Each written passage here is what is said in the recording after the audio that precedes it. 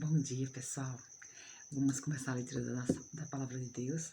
E hoje a gente vai fazer em duas vezes. Nós vamos fazer 20 minutos agora e depois mais 40, ok? Então, começa assim a Palavra do Senhor. Nós estamos no livro de Êxodo e agora nós vamos ler o capítulo 22, ok? Leis acerca da propriedade, ok? Se alguém furtar boi ou ovelha e o abater ou vender, por um boi pagará 5 bois e 4 ovelhas por uma ovelha. Se um ladrão for achado arrombando uma casa e sendo ferido, morrer, quem o feriu não será culpado do sangue. Se, porém, já havia sol quando tal se deu, quem o feriu será culpado do sangue. Neste caso, o ladrão fará restituição total. Se não tiver com que pagar, será vendido por seu furto. Se aquele que roubou for achado vivo em seu poder, seja boi, seja jumento ou ovelha, pagará o dobro. Se alguém fizer pastar o seu animal num campo ou numa vinha e o largar para comer em campo de outrem, pagará com o melhor do seu próprio campo e o melhor da sua própria vinha. Se irromper fogo e pegar nos espinheiros e destruir as medas de cereais, ou a messe ou o campo, aquele que acendeu o fogo pagará totalmente o queimado. Se alguém der ao seu próximo dinheiro ou objetos a guardar, e isso for furtado, aquele que o recebeu, se foi achado ladrão, neste pagará o dobro. Se o ladrão não for achado, então o dono da casa será levado perante os juízes e ver se não meteu a mão nos bens do próximo. Então todo negócio frauduloso, seja a respeito do boi ou do jumento, ou de ovelhas, ou de roupas, ou de qualquer coisa perdida, de que uma das partes diz, esta é a causa de ambos as partes se levará perante os juízes. Aquele a quem os juízes condenarem, pagará o dobro ao seu próximo. Se alguém der ao seu próximo e aguarda jumento, ou boi, ou ovelha, ou outro animal, qualquer, e este morrer ou ficar aleijado, ou for afugentado sem que ninguém o veja, então haverá juramento do Senhor entre ambos, de que não meteu a mão nos bens do seu próximo. O dono aceitará o juramento e o outro não fará restituição. Amém? Porém, se de fato lhe foi furtado, pagá-lo-ão ao seu dono. Se for dilacerado, tirá-lo-á em testemunho disso, e não pagará o dilacerado. Se alguém pedir emprestado seu próximo um animal, e este ficar aleijado ou morrer, não estando presente o dono, pagá-lo-á. Se o dono estiver presente, não o pagará. Se for alugado, o preço do aluguel será o pagamento. Então, vamos ler agora vamos procurar uns comentários, né, pra gente ler.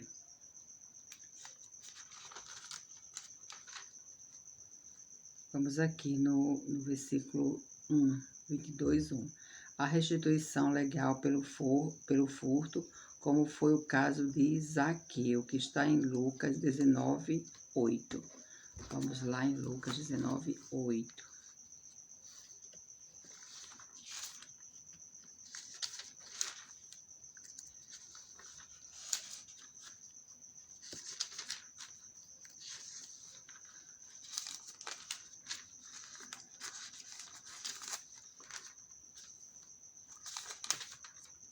19:8 diz assim: Entre mentes, Zaqueu se levantou e disse ao Senhor: Senhor, resolvo dar aos pobres a metade dos meus bens, e se em alguma coisa tenho defraudado alguém, restitui-o 4 vezes mais. Então, Zaqueu era um homem que conhecia a palavra de Deus, né? E aí ele estava dizendo que ia fazer o que a lei realmente mandava, né? Restituição. Então, o verso 6, no verso 2. Ladrão, um chefe de família será livre da culpa quando defender seu lar com mão armada, no caso de um assalto noturno. De dia, porém, só o espírito de assassínio o levaria a abater um homem, quando seria fácil levar o assaltante a fugir. Então, aqui ele está falando sobre se você pega à noite você não enxerga, né? À noite você não enxerga muito bem para poder afugentar. Então, você se vale das suas armas para poder realmente você afugentar, para você poder, né, mandar a pessoa sair da sua casa, tirar a pessoa da sua casa. Então, se ele tinha arma, ele atirou e talvez pode ter matado, mas de dia ele será culpado porque ele pode afugentar, né? O 5 diz: fizer pastar, uma aplicação lógica do 8º mandamento, não furtarás, né? Que a gente leu ontem. Para aqueles que não puderem entender sozinhos, que deixar seu animal fartar-se com o valioso produto da fazenda do vizinho, era uma maneira disfarçada de furtar-lhe. Precisava haver regulamentos, embora a melhor maneira de viver a lei de Deus seja tê-la gravada no seu íntimo, no seu coração, como está em Hebreus 8, né? Então, Deus, ele faz essa advertência para que para que não se roube, né? Nem a pastagem do seu vizinho, quer dizer, alguma coisa, a pessoa, não, é tão simples, é só botar um animal aqui para comer, mas está roubando, né? Não é o pasto seu, então, realmente, está roubando. Fogo. O versículo 6. Fogo irrompe de uma centelha e uma desatenção e destrói tudo o que há ao redor. A destruição fica por conta de quem causou a primeira centelha alastrada. Muito mais responsável de mais terríveis danos é aquele que profere uma palavra irrefletida contra seu próximo, pois a língua é fogo ateado pelo inferno, fogo indomável. Está em Tiago 3, 1 a 12. Vamos lá em Tiago.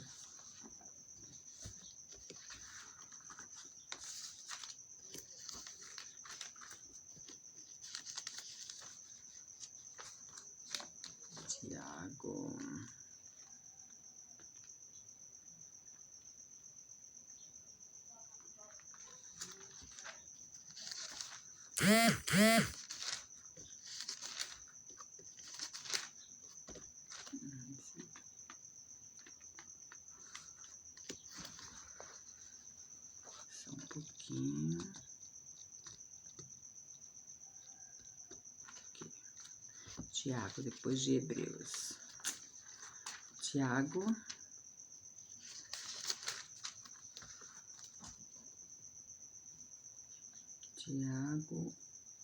3.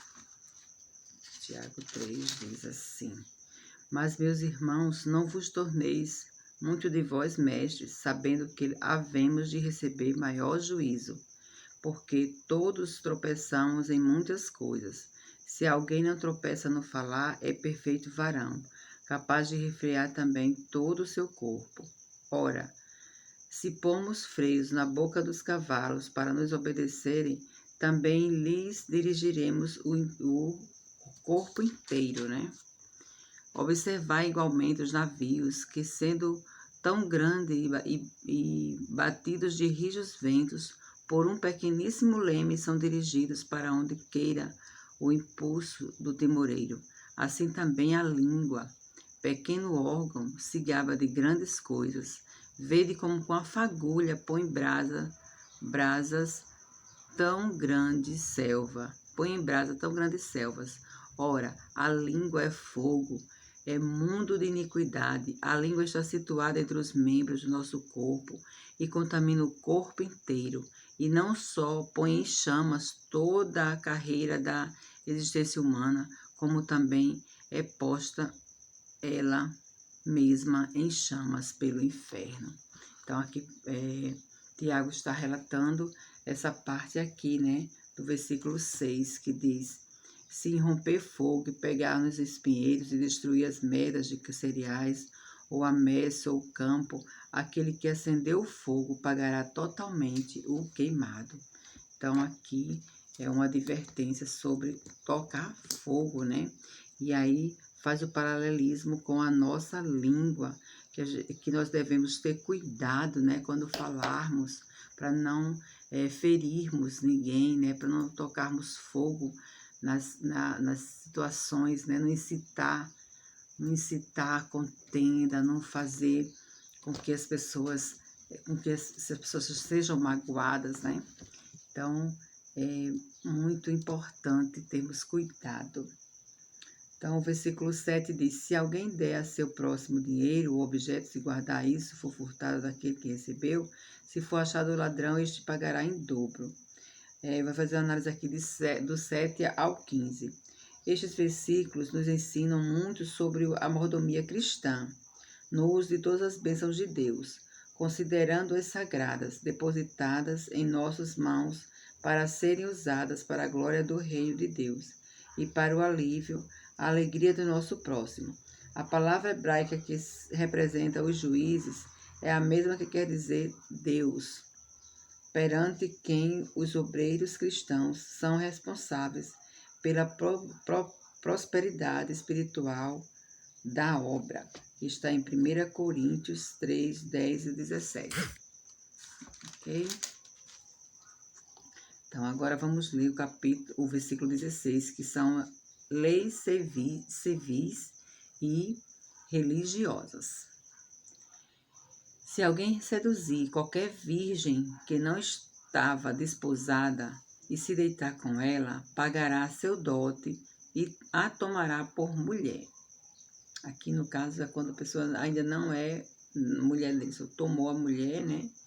Ele era virgem, então agora ele vai ter que casar, né? E vai dar o seu dote, né? Pagará seu dote. Se o pai dela definitivamente recusar dar-la, pagará ele em dinheiro, conforme o dote das virgens. Vai pagar do mesmo jeito. A feitiçaria não deixará viver. A feiticeira não deixará viver. Quem tiver coito com animal será morto. Tremendo, né? Feiticeira. A palavra se refere a uma médium, conforme os versos 18 e 20, que a gente vai ler. Demonstraram também a morte espiritual que resulta da substituição do amor de Deus pela comunhão com os espíritos malignos ou adoração aos ídolos. Então, quem tiver coito com animal será morto. Quem sacrificar aos deuses e não somente ao Senhor será destruído. Não afligirás o forasteiro, nem o oprimirás, pois forasteiros foste na terra do Egito. A nenhuma viúva nem órfão afligirás. Se de algum modo os afligires e eles clamarem a mim, eu lhes ouvirei o clamor. A minha ira se acenderá e vos matarei a espada. Vossas mulheres ficarão viúvas e vossos filhos órfãos. Se emprestares dinheiro ao meu povo, ao pobre que está contigo, não te haverás com ele como credor que impõe juros. Se do teu próximo tomares em penhor sua veste, lhe restituirás antes do pôr do sol. porque é com ela que se cobre, é a veste do corpo em que deitará, porque é com ela que se cobre, e a veste do corpo em que se deitará. Será, pois, que quando clamar a mim, eu os ouvirei, porque sou misericordioso. Contra Deus não blasfemarás, nem amaldiçoarás o príncipe do teu povo. Não tardarás em trazer ofertas do melhor das tuas ceifas e das tuas vinhas. O primogênito de seus filhos me darás. Da mesma sorte farás com os teus bois e com as tuas ovelhas. 7 dias ficará a cria com a mãe, e ao 8º dia madará. Ser-me-ás homens consagrados, portanto, não comereis carne dilacerada no campo, deitá-los-ás aos cães. Amém? Agora vamos ler o capítulo, vamos ler uns comentários, né? Vamos para o 22, que diz: a nenhuma viúva nem órfão afligirás. Viúva, órfão, são justamente essas pessoas que, com o forasteiro, não tinham parentes poderosos para serem seus vingadores, isto é, pessoas que forçavam os opressores a resgatar o mal feito ao parente pobre. São estas pessoas que a própria lei de Deus protege muito especialmente, o que quer dizer que o próprio Deus se torna seu vingador, revelado em Cristo como redentor de todos os que andam oprimidos pelo diabo. Amém? Então, agora vamos para o capítulo 23. O testemunho falso e a injúria. Não espalharás notícias falsas, nem darás mão ao ímpio para seres testemunha maldosa. Olha aí. Não seguirás a multidão para fazeres mal, nem deporás numa demanda inclinando-te para a maioria, para torcer o direito. Nem com o pobre serás parcial na sua demanda. Se encontrares desgarrado o boi do teu inimigo, ou seu jumento, lo reconduzirás. Se vires prostrado debaixo da sua carga o jumento daquele que te aborrece, não abandonarás, mas ajudá-lo-ás a erguê-lo. Aqui a gente notícias falsas, né? Espalhar boatos que danificam o nome de outrem ou assustem o povo. Faz parte da proibição do 9º mandamento, ser testemunha maldosa. Continuando o pensamento do mandamento, inclui mentir para ajudar alguém e vingar-se do inimigo. Deixar seu depoimento ser influído pela maioria. Valer-se da sua posição social contra um semelhante em detrimento da verdade. 3. Ou como juiz, fazer uso de tais testemunhas, julgar falsamente, aceitar suborno para pronunciar uma sentença improcedente ou oprimir ao forasteiro no seu julgamento. Tudo isso faz parte do falso testemunho, certo? Então, devemos ter cuidado, né, para não ser falsa, não testemunhar falsamente contra alguém. Não, aqui, deveres dos juízes. Não perverterás o julgamento, o versículo 6. Não perverterás o julgamento do teu pobre na sua causa. Da falsa acusação te afastarás. Não matarás o inocente e o justo, porque não justificarei o ímpio. Também suborno não aceitará, porque o suborno cega até o perspicaz e perverte as palavras dos justos. Também não oprimirás o forasteiro, que vos conheceis, o coração do forasteiro, visto que fostes forasteiros na terra do Egito. Amém? Então, vou ler só aqui o versículo 4, né, que diz: a inimizade pessoal não pode paralisar a vida normal da sociedade. nem secar as fontes da compaixão e da piedade. Quantas vezes o povo paralisa as fontes de alimentação da nação para extorquir com preços mais altos, né? Às vezes a gente vê isso acontecer. E até daqui a pouco a gente continua.